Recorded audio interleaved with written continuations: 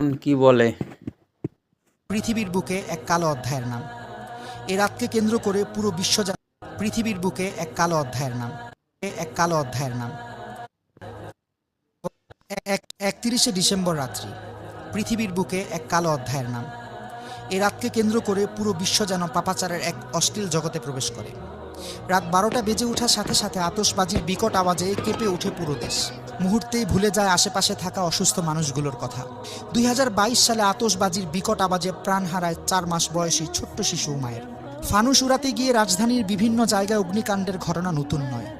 অসংখ্য অগণিত পাখি ঝাঁকে ঝাঁকে মরে পড়ে থাকে রাস্তায় রাস্তায়। কে নেবে এর দায়? গল্পটা এখানেই শেষ নয়।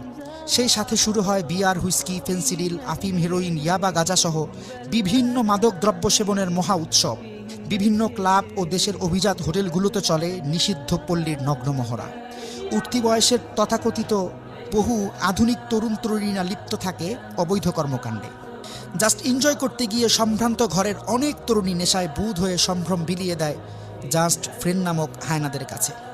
বহু জায়গায় কনসার্টের আয়োজন করা হয় এবং নারী পুরুষের এই অবাধ মিলন মেলায় যেন অশ্লীলতার জোয়ার ওঠে।